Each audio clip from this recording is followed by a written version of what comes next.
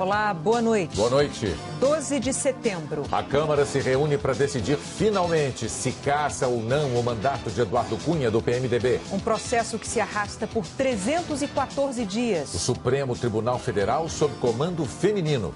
A ministra Carmen Lúcia assume a presidência da corte. Na corrida eleitoral americana, a saúde de Hillary Clinton é o novo foco das atenções. Começa na Síria o cessar-fogo anunciado por americanos e russos. Um Brasil dourado na Paralimpíada. No lançamento de disco, Alessandro Silva.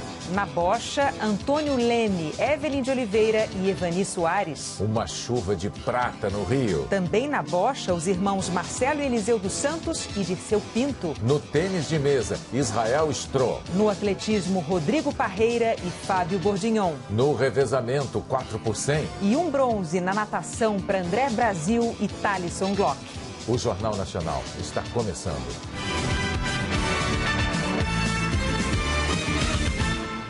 Começou a sessão da Câmara que pode pôr fim ao mandato de Eduardo Cunha, do PMDB. Vamos conversar ao vivo com a Zileide Silva. Zileide, boa noite. Boa noite, Renata, Bonner, boa noite a todos. A sessão foi reaberta agora há pouco, às 8h23, mas ela foi aberta pontualmente às 7 da noite pelo presidente da Câmara, o deputado Rodrigo Maia, do Democratas, que decidiu suspendê-la minutos depois, porque ele quis esperar a presença de pelo menos 400 deputados aqui na casa. Essa decisão foi bastante criticada pelos deputados que defendem a cassação do mandato de Eduardo Cunha. Mas Rodrigo Maia explicou que fez isso para evitar qualquer tipo de questionamento. E quem está discursando agora, nesse momento, é o deputado Marcos Rogério, do Democratas, que foi relator desse processo lá no Conselho de Ética. Ele vai falar por até 25 minutos. Em seguida, quem vai falar é o advogado do deputado afastado, Marcelo Nobre, também por 25 minutos. E em seguida, o próprio Eduardo Cunha vai fazer a defesa dele aqui no plenário. Renata? Obrigada, Zileide, pelas suas informações. Bonner. Obrigado. Esta segunda-feira foi rica em medalhas para o Brasil na Paralimpíada. No Engenhão, o dia começou com 2 de prata e terminou com ouro. Se diversidade é um dos lemas da Paralimpíada, 2 brasileiros levaram o conceito ao pé da letra. Fábio Bordignon nunca teve medo de ser diferente, nem de mudanças. Em Londres foi da seleção de futebol de 7. No Rio, compete no atletismo. E hoje já faturou a 2ª medalha na Rio 2016, disputando a nova modalidade. Depois da prata nos 100 metros, foi prata outra vez. Agora nos 200 metros para quem tem paralisia cerebral. É muito bom, cara. É uma felicidade tremenda ser medalhista paralímpico. E não tem explicação para isso. Rodrigo Parreira mostrou versatilidade. Bateu o recorde paralímpico no salto em distância, também para atletas com paralisia cerebral. 5 metros e 62 centímetros. Só ficou com a prata porque o australiano Braden Davison saltou a mesma distância, mas levou o ouro no desempate, por ter um segundo salto com marca melhor. Essa medalha é prata do Brasil de Uberlândia. Ninguém tinha mais de nós. Rodrigo já tinha um bronze, conquistado não no salto, mas na pista, nos 100 metros, em categoria diferente da de Fábio. Para um outro campeão e recordista, o dia foi para lavar a alma. Depois da decepção individual, a redenção em conjunto. Um dos destaques da equipe brasileira nos Jogos de Londres há 4 anos, Alain Fonteles conseguiu no revezamento a primeira medalha dele no Rio. Fonteles tinha sido eliminado nos 100 e 200 metros, prova da qual era campeão paralímpico e recordista mundial. Ele fechou o revezamento 4x100 do Brasil. Do Brasil é bronze! Foi um gosto de, poxa, tô aqui novamente e ganhei mais uma medalha. Em Pequim ganhei uma prata, sabe, em Tóquio eu vou me preparar e ganhar um ouro novamente, né? Depois de chegarem em terceiro, o bronze virou mais uma prata, devido à desclassificação dos Estados Unidos. Nesta prova, os atletas se tocam, não há bastão, e o toque entre os americanos aconteceu fora do local indicado. A Alemanha acabou com o ouro. A equipe brasileira tem ainda Renato Cruz, Petrúcio Ferreira, campeão ontem dos 100 metros, e Johansson Nascimento, bronze na mesma prova. Alessandro Silva, que é cego, estabeleceu novo recorde paralímpico, 43 metros e 6 centímetros lançando o disco, virando o disco de ouro, para quem tinha sido quinto colocado no arremesso do peso. Mais um que mudou, tentou de novo, buscou provas diferentes e acabou recompensado. Com a vitória também, mas sobretudo com a certeza de ser capaz. Família, te amo! Vai, Brasil! O santista Israel Stroh conquistou a prata no tênis de mesa individual, uma medalha inédita para o Brasil e na estreia dele em Paralimpíadas. Era um tal de gente querendo tirar foto, pedir autógrafo, pegar a medalha, mas ninguém ali com o privilégio de ter um medalhista paralímpico em casa. Nossa, é pesada, é muito pesada, olha! Dona Eloá se espantou com a conquista do filho, não é para menos. Israel Stroh estava enfrentando o número 1 do mundo na classe 7 do tênis de mesa paralímpico, categoria disputada por atletas que andam, mas que têm algum tipo de deficiência motora. O britânico Will Bailey errou menos que o brasileiro e fechou a partida em 3-1. O medalhista de ouro não economizou na comemoração e nem nos elogios ao adversário brasileiro. Israel é um jogador fantástico, um cara muito legal e tem que ficar orgulhoso por chegar à final, disse Bailey. Foi um momento histórico, vou guardar para a vida inteira. Israel nasceu com paralisia cerebral, o que comprometeu os movimentos de pernas e braços. Mas é olhar uma jogada dessas que não dá nem para perceber as limitações. Ele jogou bem, eu joguei bem também, acho que o ouro e a prata estão em boas mãos. Hoje o Israel comemora um feito inédito. É o primeiro medalhista paralímpico do Brasil na história do tênis de mesa individual. É o personagem do momento, mas poderia estar aqui com a gente, falando de outros personagens. Eu sou jornalista formado, trabalhei na área esportiva há muito tempo, né? Cobriu o Santos. Entrevistou o ídolo do tênis de mesa, Hugo Oyama. Fiz coberturas internacionais. Agora eu tô sendo coberto internacionalmente aqui. Uma cobertura orgulhosa do nosso atleta de prata, que agora quer outra conquista, um espacinho em casa para colocar a medalha. Olha, eu queria mesmo colocar assim, pegar a lâmpada do quarto e pendurar, vai ficar no meio do quarto. Mas acho que vão cornetar, eu vou achar um lugar. Deixa. Você deixa? Deixa. Essa medalha pode? Põe o ganchinho para ele pendurar a medalha.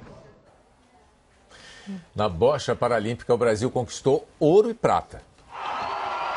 Uma ponteira presa na cabeça ou na boca, sem movimento dos braços, é assim que o atleta joga na categoria BC3 da bocha paralímpica.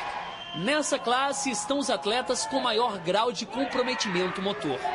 Calhas auxiliam os jogadores a direcionar a bola. O Brasil não era favorito contra a Coreia do Sul, mas foi lançando a cada jogada as bolas mais próximas à branca, o objetivo na bocha. Cada comemoração dos atletas contagiava a torcida na Arena Carioca 2. E na primeira participação brasileira na categoria, o ouro inédito veio para Antônio Leme, Evelyn de Oliveira e Evani Soares. Na outra final, dessa vez contra a Eslováquia, o Brasil jogava em família. Eram os irmãos Eliseu e Marcelo, paranaenses que deixaram o nome da família Santos na história da modalidade. Os dois têm distrofia muscular, doença degenerativa que limita os movimentos gradativamente. Por estar na decisão, Eliseu já havia confirmado no Rio sua 5ª medalha paralímpica. Mas havia outra razão especial na disputa de hoje: a presença da mulher e do filho. É uma história que se conta em ciclos paralímpicos. Em 2008, o casal se conheceu. Na abertura dos Jogos de 2012, Nicolas nasceu. E hoje estão os três juntos festejando a medalha em família. De início, ela tinha cara de ouro. Os brasileiros lançavam a bola perto da branca com mais precisão. Mas a pontaria da Eslováquia funcionou na parte final da partida. Virada e ouro para os europeus na categoria BC4. Na hora da derrota a gente fica meio triste, mas agora a gente tem que comemorar essa prata. A gente em 2 Paralimpíadas a gente foi ouro, hoje foi o dia deles. Eliseu agora já pensa daqui a 4 anos, em Tóquio, sempre com a família.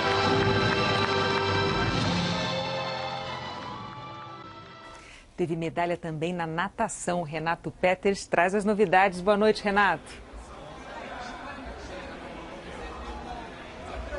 Boa noite, Renata. 4 medalhas hoje, uma delas de ouro, de um cara que a gente já está acostumado a falar aqui no Jornal Nacional, porque em 5 dias de natação aqui nas Paralimpíadas, ele ganhou 5 medalhas, hoje ouro nos 50 metros livre. A sua família toda está aqui, seus 2 filhos, a sua esposa, os seus pais. Como é que está sendo nadar com eles ali tão pertinho? Está sendo incrível, espetacular poder competir com a minha família, que sempre me apoiou, sempre me incentivou em todos os momentos da minha carreira. Então isso para mim está sendo um momento único. Amanhã folga e depois vem mais medalhas? Amanhã a gente folga, depois tem o revezamento, mais uma folga, 50 costas e 100 livre para a gente encerrar a Paralimpíada. Obrigado, parabéns. Daniel Dias aqui ao vivo no Jornal Nacional, ele que tem 20 medalhas paralímpicas, é o maior campeão paralímpico do Brasil. A gente teve também uma prata nos 50 metros livre com a Joana Silva, que tem nanismo. Tivemos também o André Brasil, que nasceu com poliomielite. Ele foi medalha de bronze nos 400 metros borboleta. E um 4º lugar que virou medalha de bronze. O catarinense Thalisson Glock, nos 200 metros 4 estilos, chegou em 4º lugar. Mas o colombiano que chegou em 3º, que iria ganhar a medalha de bronze, ele foi desclassificado, Nelson Corso. A direção aqui, os organizadores ainda não disseram por que ele foi classificado. A gente acredita que foi um ato irregular que ele cometeu numa das viradas na prova dos 200 metros. Mas é isso aí. Hoje, então, mais 4 medalhas aqui do estádio aquático. Renata, Bonner. Nosso parabéns também ao Daniel Dias. E agora chegou a hora da previsão do tempo. Hoje com Eliana Marques, ao vivo de São Paulo. Boa noite, Eliana. Boa noite, Renata. Boa noite a todos. Olha, eu começo pelos alertas. Primeiro para o Rio Grande do Sul, para Santa Catarina, sul e oeste do Paraná e também aqui sul e oeste de Mato Grosso do Sul. Previsão de temporais com rajadas de vento de até 80 km por hora, podendo começar já agora à noite. Grande São Paulo, litoral, também aqui parte do interior de São Paulo e leste de Mato Grosso do Sul, com previsão de rajadas de vento um pouco mais fracas, podendo começar amanhã de manhã. E tem previsão de chuva também. Agora, outras regiões de Mato Grosso do Sul que estão aqui, em azul mais claro, também do Paraná, extremo sul e oeste de São Paulo, previsão de chuva forte, só que isolada, principalmente a partir da tarde. E tem aviso da Marinha, litoral gaúcho e catarinense podem ter ondas de até 3,5 metros a partir de amanhã à noite. O que vai provocar toda essa chuva, ventania, agitação no mar é um ciclone extratropical combinado com uma frente fria. Mato Grosso e região norte, previsão de pancadas de chuva isoladas. Tocantins, Goiás, também Minas Gerais, tempo bem seco. Nordeste, muito sol também, chuva passageira só aqui no norte do Maranhão e entre João Pessoa e o Recôncavo Baiano. Em Teresina, máxima de 39 graus, Cuiabá 38 e Rio Branco 37 graus, Rio de Janeiro 37 graus também, São Paulo 33 amanhã e Porto Alegre esfriando com máxima amanhã de 23 graus. Esquentando no Rio. Obrigada, Eliana. Bonner.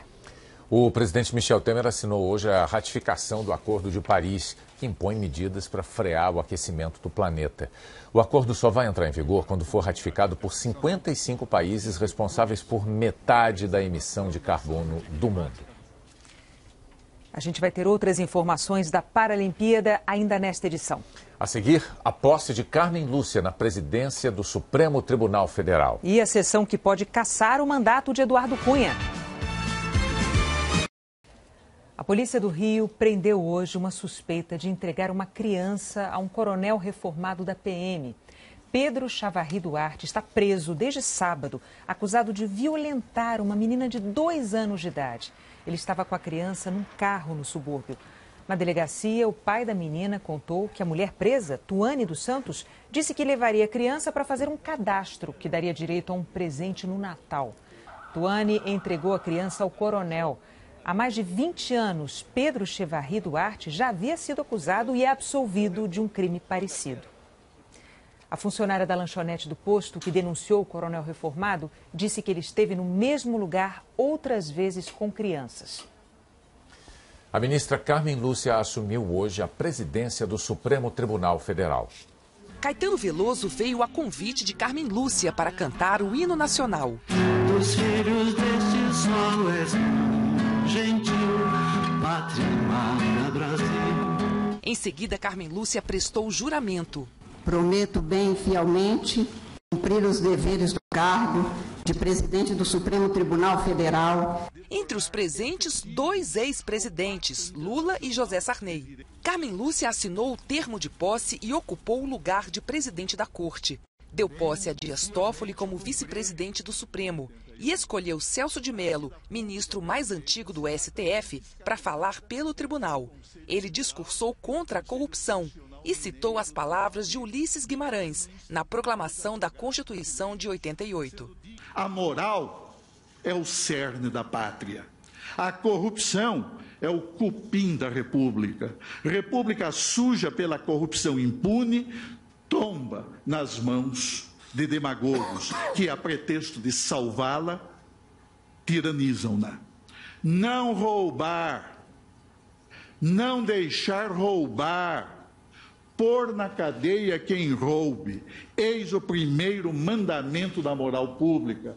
O Procurador-Geral da República, Rodrigo Janot, defendeu a Operação Lava Jato e disse que há 2 saídas para o Brasil: tentar calar as investigações ou combater a corrupção e impunidade. Ele defendeu o projeto com 10 propostas contra a corrupção. As forças do atraso, que não desejam mudança de nenhuma ordem, já nos bafejam com os mesmos ares insidiosamente asfixiantes do logro e da mentira. Tem-se observado dioturnamente um trabalho desonesto de desconstrução da imagem de investigadores e juízes. Atos midiáticos buscavam ainda conspurcar o trabalho sério e isento desenvolvido nas investigações da Lava Jato. Carmen Lúcia abriu o discurso quebrando o protocolo, que manda cumprimentar, em primeiro lugar, a mais elevada autoridade presente, o presidente da República. Determina-se na norma protocolar os registros e os cumprimentos se iniciem pela mais elevada autoridade presente, e é justo que seja assim. Principio, pois, meus cumprimentos dirigindo-me ao cidadão brasileiro, princípio e fim do Estado, senhor do poder da sociedade democrática. Cumprimento, portanto, inicialmente, Sua Excelência o povo, querendo que cada cidadão brasileiro se sinta individualmente saudado por mim e por este Supremo Tribunal Federal, em função do qual nós existimos e desempenhamos nossas funções. A presidente do Supremo disse que atuará para fazer garantir o sentimento de justiça. Alguma coisa está fora de ordem, fora da nova ordem mundial. O que nos cumpre a nós, servidores públicos em especial, e aos juízes, questionar e achar resposta urgente é: de qual ordem tudo está fora? Os conflitos multiplicam-se e não há soluções fáceis ou conhecidas para serem aproveitadas. Vivemos tempos tormentosos. Há que se fazer a travessia para tempos mais pacificados. Carmen Lúcia disse que no comando do Judiciário cumprirá a Constituição. Temos sorte de sabermos que o Brasil que merecemos pode e há de ser construído. Não deixaremos em desalento o direito e a ética que a Constituição impõe que resguardemos, porque este é o nosso papel e porque o Brasil é cada um e todos nós. O Brasil que queremos que seja mesmo pátria-mãe, gentil, para todos os brasileiros e não apenas para algum. A posse de Carmen Lúcia está sendo diferente de outras aqui no Supremo. Ela não quis festa nem coquetel para receber os cumprimentos, apenas café e água. Disse que o momento do país não é para comemorações. Carmen Lúcia já anunciou que pretende dar preferência a temas sociais e trabalhistas. A nova presidente do Supremo é conhecida pela conduta austera e pelos discursos claros e diretos. Carmen Lúcia chegou ao Supremo Tribunal Federal em 2006, indicada pelo ex-presidente Lula. Mineira de Montes Claros, estudou em colégio interno de freiras. Formada pela PUC de Minas, foi advogada, procuradora do Estado e professora de Direito Constitucional. Será a segunda mulher a comandar o Supremo Tribunal Federal depois de Ellen Grace. Durante os 10 anos como ministra no Supremo, a atuação de Carmen Lúcia foi marcada por posições sempre muito firmes, discursos curtos e claros. No voto para liberar as biografias não autorizadas, Carmen Lúcia condenou a censura a publicações. Cala a boca já morreu, quem manda na minha boca sou eu. Tentar calar o outro é uma constante, mas na vida aprendi que quem por direito não é senhor do seu dizer, não se pode dizer senhor de qualquer direito. O direito dita formas de fazer com que sejam reparados os abusos, a saber, por indenização a ser fixada, segundo o que se tenha demonstrado como dano. O mais é censura, e censura é forma de cala-boca. Ela também atacou a corrupção ao se declarar a favor da prisão do ex-senador Delcídio do Amaral. Houve um momento em que a maioria de nós brasileiros acreditou no mote, segundo o qual uma esperança tinha vencido o medo. Depois, deparamos com a ação penal 470 e descobrimos que o cinismo tinha vencido aquela esperança. Agora parece-se constatar que o escárnio venceu o cinismo. O crime não vencerá a justiça. Aviso aos navegantes dessas águas turvas de corrupção e das iniquidades: criminosos não passarão sobre a Constituição do Brasil. No julgamento sobre a validade dos índices de correção dos planos econômicos em 2013, Carmen Lúcia chegou a se declarar impedida de dar o voto. O pai dela tinha uma ação pedindo correção de valores. Os ministros constataram que não haveria número suficiente de votos para o julgamento. O pai de Carmen, então, este ano, retirou a ação contra os bancos e ela poderá votar quando o julgamento for retomado. O estilo Carmen também quebrou algumas regras. Foi a primeira-ministra a usar calças em uma sessão do tribunal. Dirige o próprio carro para o trabalho. Ela pediu uma investigação das declarações de renda e da ficha criminal de seus assessores diretos na presidência do Supremo. Para a Secretaria-Geral, nomeou uma juíza negra, Andremara dos Santos. O processo contra Eduardo Cunha começou em novembro do ano passado. É o mais longo da história da Câmara. E hoje, aliados dele ainda tentaram adiar a votação final. Movimento raro para uma segunda-feira. Os deputados foram convocados para a sessão sob pena de corte de salário. Mas o peso maior estava mesmo na cobrança do eleitorado. Eduardo Cunha permaneceu no apartamento em Brasília durante o dia. O Supremo Tribunal Federal negou liminares pedidas por aliados do deputado afastado que queriam a suspensão da votação. Restou a batalha em plenário, tentar substituir o parecer do Conselho de Ética, o que pede a cassação, por um projeto de resolução, onde pode ser proposta uma pena alternativa, suspensão apenas.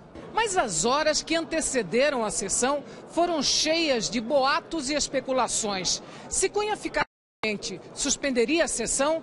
Se renunciasse, preservaria seus direitos políticos ou encerraria o processo sem julgamento?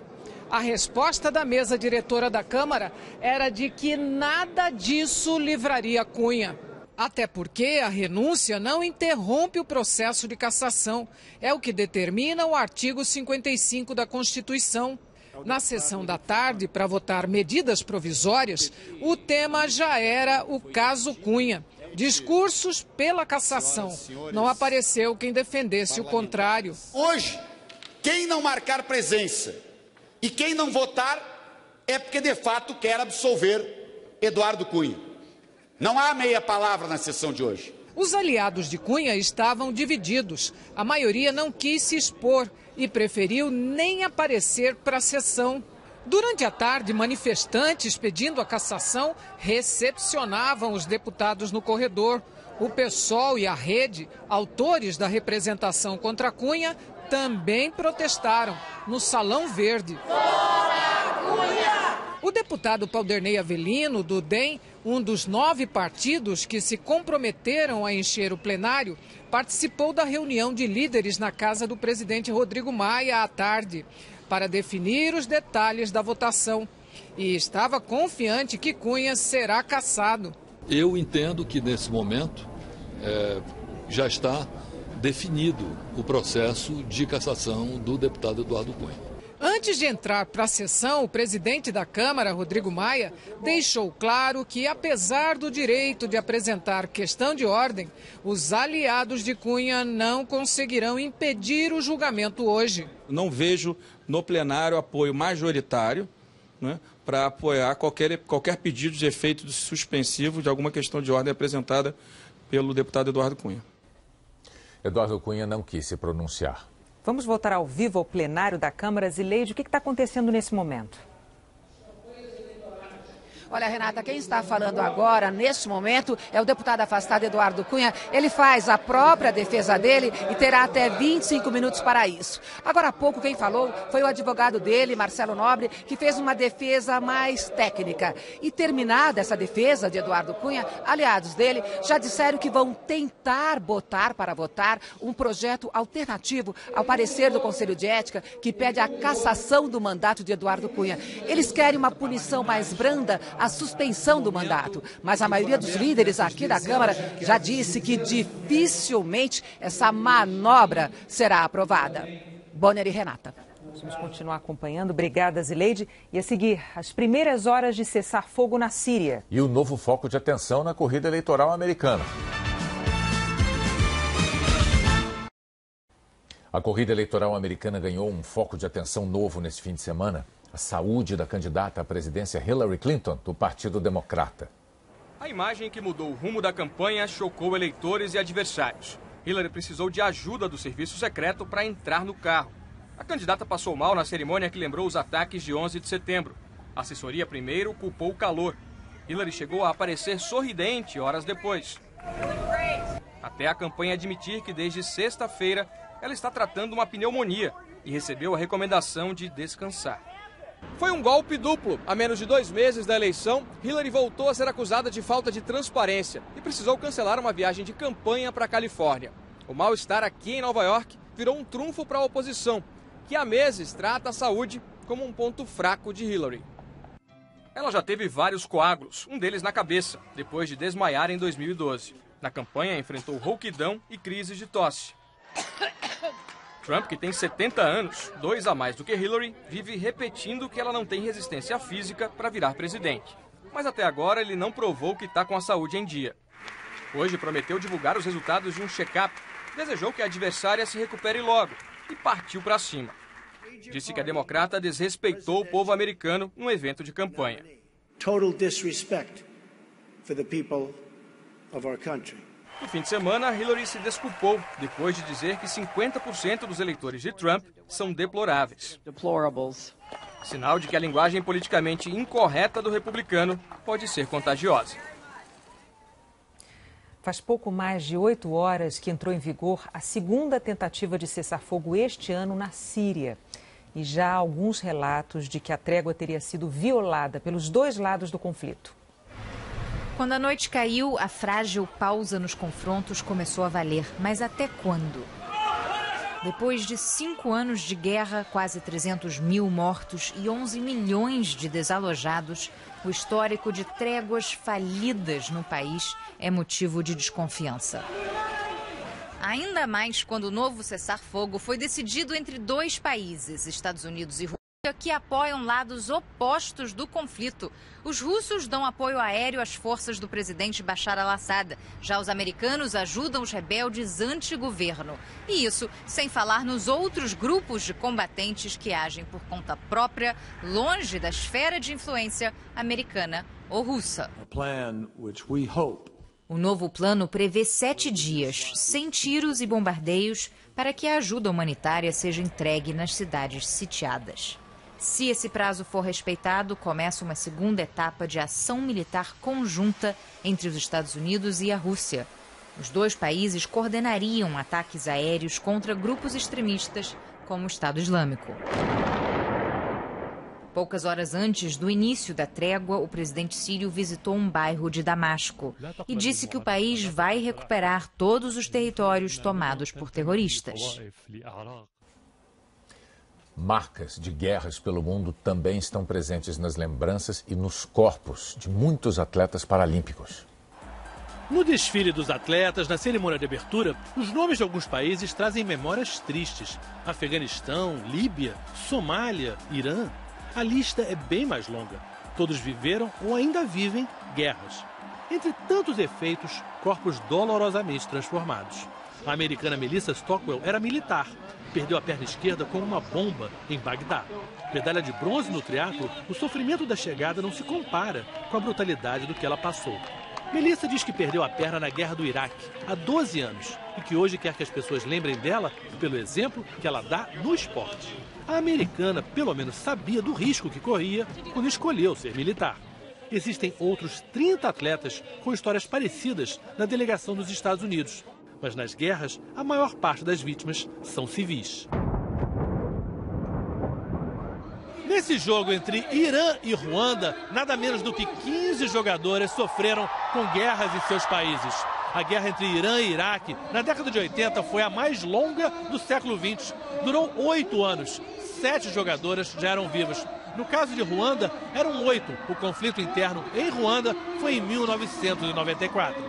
No time de vôlei sentado de Ruanda, várias jogadoras trazem na carne as marcas de uma guerra civil particularmente violenta. Em poucos meses, cerca de 800 mil pessoas morreram. A Agnes tinha 18 anos na época e conta que num bombardeio ela foi ferida e perdeu a perna.